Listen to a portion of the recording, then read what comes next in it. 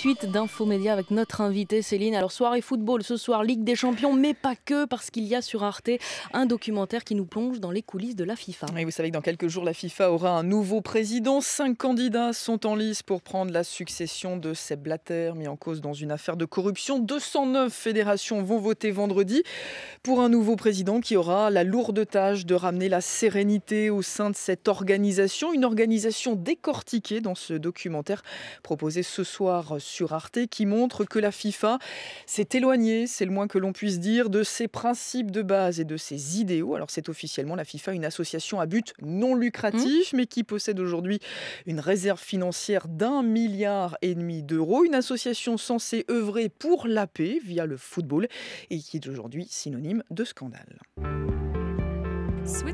En Suisse, depuis des années, il y a des scandales qui auraient dû faire l'objet d'enquêtes judiciaires. Tellement de scandales.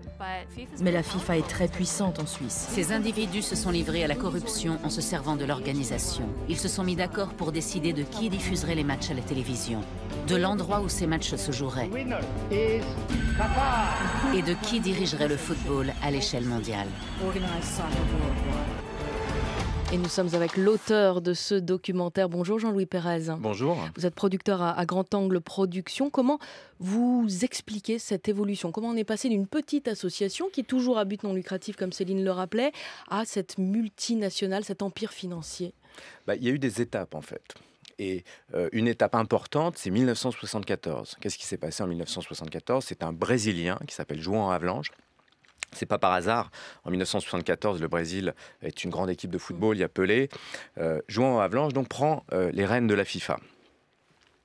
Et c'est un homme d'affaires. Donc, en fait, avant Havelange, c'était des diplomates, des politiques, des anciens joueurs, arbitres qui dirigeaient l'organisation. Avec Havelange, c'est les hommes d'affaires qui prennent le pouvoir avec les méthodes des hommes d'affaires. Après 70 ans de vie associative, finalement. De vie associative, et avec... Il n'y a pas de vrai but de faire rentrer de l'argent avant Havelange. Havelange, il y a deux choses. C'est sa personnalité, je viens de le dire, et puis il y a la télévision. La télévision qui commence à rentrer dans les foyers. Et la télévision, ça veut dire de l'argent, des droits télé. Havelange va faire payer les télévisions. Et peu à peu, assez rapidement d'ailleurs, la FIFA va s'enrichir. Le sponsoring aussi arrive aussi à cette époque-là. Alors, comme c'est un homme d'affaires, João Havelange, il comprend qu'il faut faire rentrer de l'argent et donc faire venir des marques. Et il fait venir d'abord Coca-Cola. Et Coca-Cola, il y a un premier deal à 6 millions de dollars, ce qui paraît peu aujourd'hui, mais à l'époque, c'est le premier deal entre le monde des affaires et celui du sport, qui est de cette amplitude-là. C'est énorme. Et Coca-Cola va s'y retrouver, puisque ça va lui donner, grâce à la télévision, une visibilité mondiale.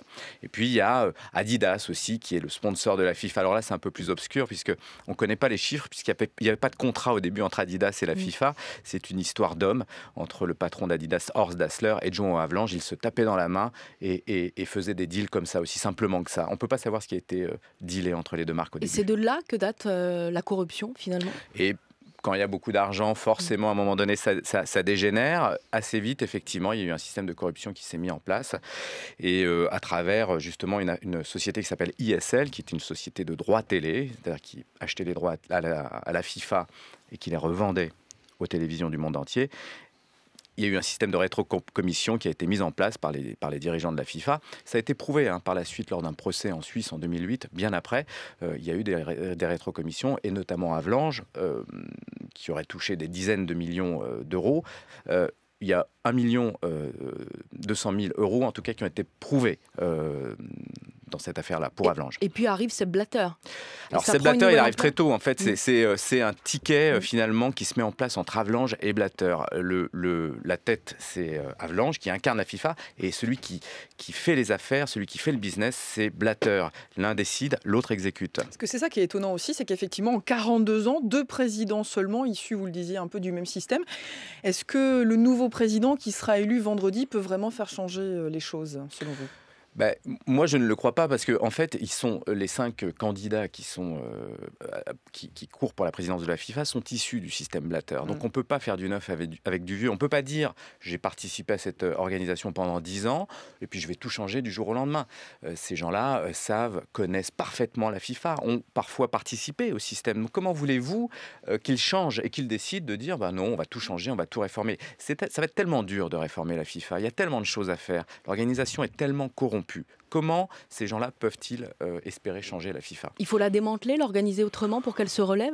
C'est très compliqué. Moi, j'ai pas de solution parce qu'il faudrait d'abord faire venir quelqu'un de complètement extérieur au système. Il y a des règles de base à mettre en place. Les salaires ne sont pas connus. Dans n'importe quelle grande entreprise, il y a un minimum de transparence. Eh bien, à la FIFA, il n'y a pas du tout de transparence. On ne sait pas combien Sepp Blatter gagne.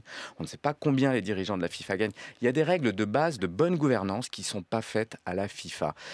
Déjà, il faudrait mettre ça en place. Alors peut-être que ça va être fait par le prochain président de la FIFA, on l'espère. Moi, j'en attends pas grand-chose. Vous n'êtes pas très optimiste en tout cas.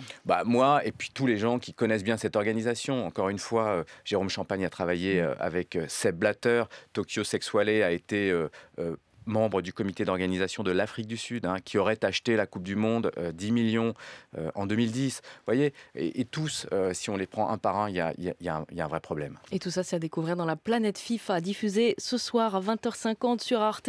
Et c'est votre documentaire, Jean-Louis Pérez. Merci beaucoup d'être venu à France Info ce matin.